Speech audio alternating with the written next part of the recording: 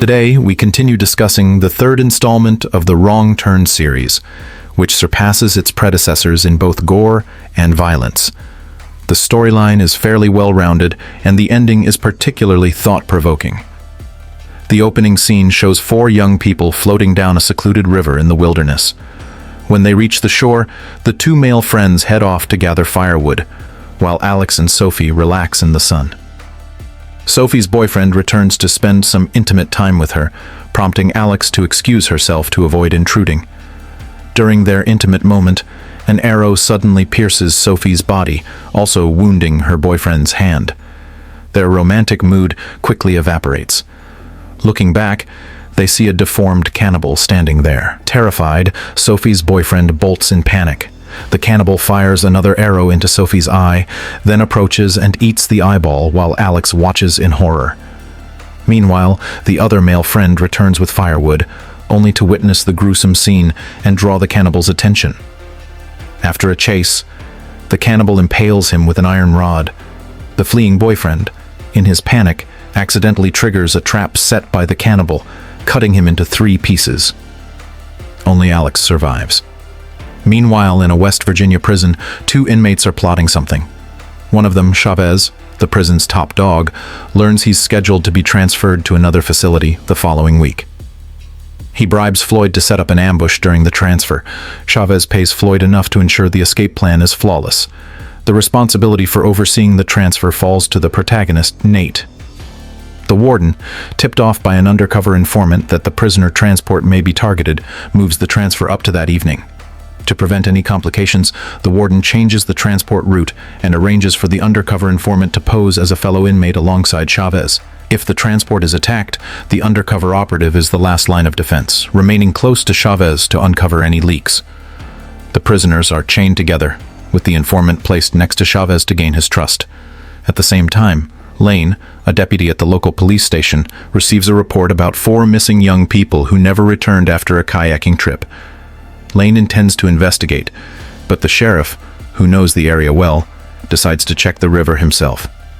Back at the prison, Nate secures 5 prisoners for transport: Chavez, Floyd, the informant, Crawford, and Brandon.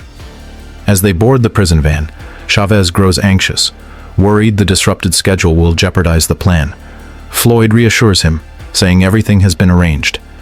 Nate is joined on the transport by Officer Walter. During the ride, they chat about their lives. Nate is studying law, hoping to become a lawyer after retiring from the prison, while Walter muses about the limits of money and the need to appreciate what one has. Night falls quickly, and they reach the town's police station. Lane is already there, having prepared to temporarily house the prisoners before they continue on their way. Nate and the sheriff recognize each other from their childhood in this town. Even the police dog remembers Nate, as they used to play together. After catching up, Nate and the sheriff discuss the transport route. Concerned about a potential ambush, Nate opts for a remote mountain road. Meanwhile, the scene shifts to 3 Toes, who is setting a trap but gets pinned beneath it due to lack of strength. 3 Finger appears and helps free him. Their interactions suggest that 3 Toes might be the baby from the second movie. After a brief stop at the police station, the prisoners and officers resume their journey. Before they depart, the sheriff gives Nate a phone, instructing him to call once they've safely passed through the mountain. Not long into the drive, Walter notices a car trailing them. Believing it might be an ambush, Nate glances at the informant's reaction and deduces the vehicle isn't connected to the plot. Suddenly, the car speeds up and rams the prison van. As Walter slows down, the car moves ahead, drops a spike strip, and blows out the van's tires. The van loses control, crashes through a barrier, and comes to a halt. As Nate inspects the scene, Chavez seizes the moment to disarm him, taking his gun. Just then, a guard points a gun at Chavez, but before any shots are fired, a knife flies out of nowhere, striking the guard's neck. Floyd, seeing this impressive display, calls out to his supposed allies to come out and assist. However, arrows soon start flying, and eerie laughter echoes from the woods. It becomes clear these attackers are not Floyd's accomplices. The immediate priority shifts to unlocking their restraints and escaping. Chavez demands Nate retrieve the keys from the van. Nate complies, but the van explodes before he can find the keys, leaving him and an injured Walter empty-handed. The prisoners now have all the guns. Floyd suggests killing Nate and Walter to lighten their burden, but Chavez refuses, having overheard Nate's conversation with the sheriff and realizing Nate's familiarity with the area. Only Nate can lead them out. Nate suggests heading to a lookout tower where they might find a working radio. As they make their way through the woods, they hear rustling. Suddenly, Alex, the woman who escaped earlier, tackles Nate in a frenzy. Alex reveals she's been stranded in the mountains since escaping the cannibal who killed her friends days ago. Though the prisoners dismiss her claims as delusional, Alex's serious demeanor convinces them. Upon hearing about Alex's inflatable raft, Chavez sees an opportunity to escape down the river. He persuades Alex to guide them, promising a reward once they're safe.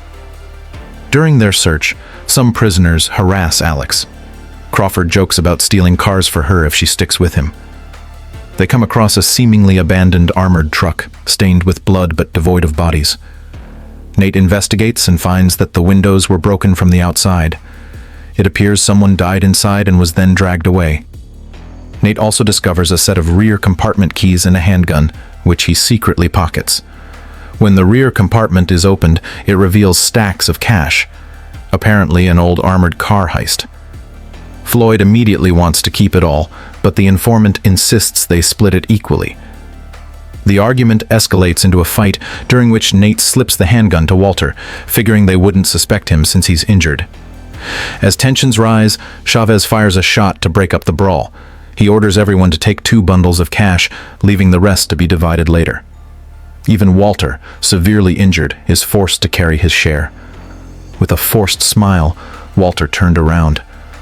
Walter laughed, saying that money from the dead was useless, then turned and shot. This upset Chavez, who angrily retaliated by shooting Walter. Afterwards, the group continued on, only to stumble into one of the cannibals' traps. Fortunately, Nate quickly saved Alex.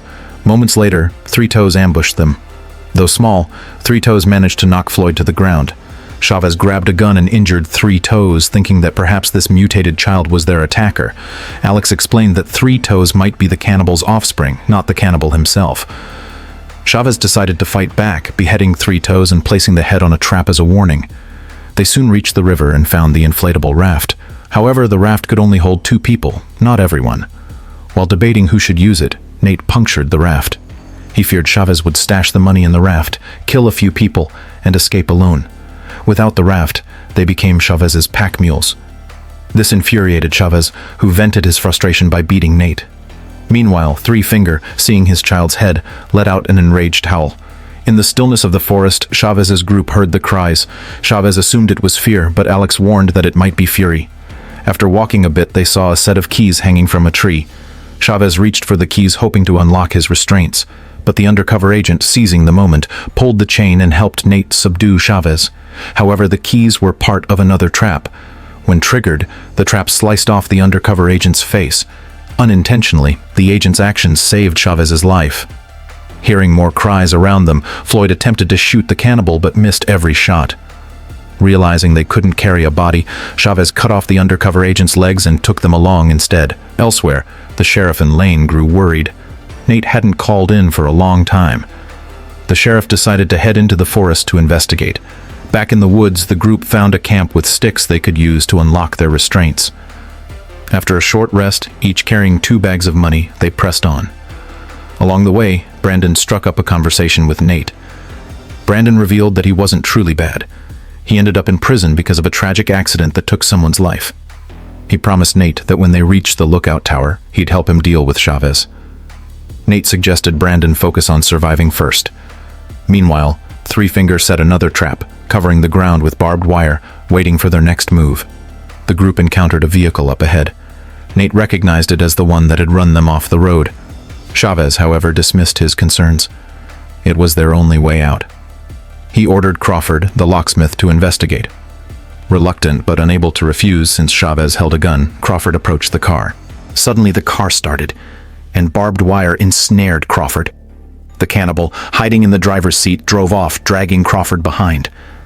The group hastily continued toward the lookout tower. Floyd, fed up with Chavez, struck him from behind with a stick.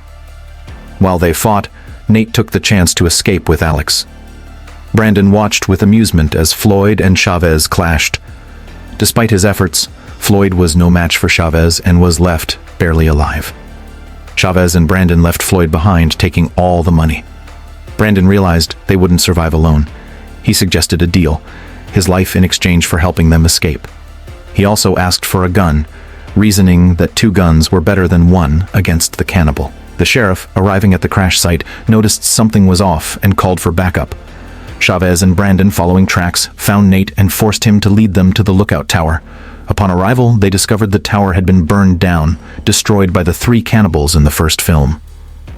Chavez, losing his patience, accused Nate of lying and raised his gun to kill him. Before he could pull the trigger, the sheriff's dog bit his hand. The sheriff, armed with 2 guns, appeared, asking Alex what happened. Alex explained that a cannibal was nearby and she could feel its presence. Before she could finish, the cannibal dropped a metal rod from above, impaling the sheriff. Chavez picked up a gun and aimed it at Nate. Meanwhile, Floyd, who had survived, stumbled upon the stashed money Chavez had hidden under a tree. He packed it up and took it. When Chavez returned, he found the money gone and realized Floyd must have taken it. Enraged, he set off after Floyd to retrieve it. Floyd, knowing he couldn't outrun Chavez, threw the money into the river. As Chavez raised his gun to stop him, the cannibal threw a Molotov cocktail, igniting Floyd and the scattered money. Now the group had no choice but to head back to the police station. On their way, they again encountered the vehicle, another trap set by the cannibal. This time, Chavez forced Alex to approach the car. The cannibal suddenly appeared, throwing a Molotov cocktail to block their path, then dragged Alex away. Brandon, having had enough, attacked Chavez from behind. Nate instructed Brandon to head back to the town and call for help while he went to rescue Alex. But in the vast forest, Nate didn't know where to start. Thankfully, the police dog appeared, giving Nate an idea. He used a piece of Alex's clothing for the dog to track her scent. Meanwhile, Alex found herself in the cannibal's lair, where she saw another prisoner, Lane, the sheriff's assistant. Lane had followed the sheriff into the forest, but had been captured by the cannibal. While Brandon attempted to escape, a recovered Chavez ambushed him, knocking him out. Picking up a gun, Chavez prepared for a final confrontation with the cannibal. Despite hitting the cannibal once, the bullet didn't cause a fatal injury, and Chavez had no more rounds. They fought hand to hand, and though Chavez initially gained the upper hand, the cannibal's regenerative abilities wore him down. Finally, the cannibal injured Chavez, incapacitating him, and ended him by splitting his skull to feast on his brain. Nate, finding the cannibal's cabin, managed to rescue Alex. As they were about to leave, the cannibal ambushed Nate, knocking the gun from his hand. As the two grappled, Alex tried to sneak up and attack the cannibal, but the cannibal didn't seem fazed at all. Just as it looked like Nate was about to be finished off, the police dog rushed in and bit the cannibal's hand. In response, the cannibal used an axe to deal with the dog before turning back to Nate. At that moment, Alex grabbed a wooden stake and impaled the cannibal from behind. The two then used the cannibal's truck to flee the cabin, but since the cannibal was hard to kill without a headshot, he soon appeared again. The cannibal hooked onto the truck with a chain and leapt aboard, ready for another fight. In the panic, Nate crashed the truck into a tree, throwing the cannibal off. Though injured, the cannibal quickly recovered and charged at them with his axe. Nate managed to dodge a fatal blow and grabbed a nearby hook, delivering a headshot that finally put the cannibal down for good. Just then, Brandon arrived, having heard the commotion. After all they'd been through together, Nate and Alex decided to give Brandon his freedom. As dawn broke, police officers from the nearby town began arriving on the scene and found Nate and Alex.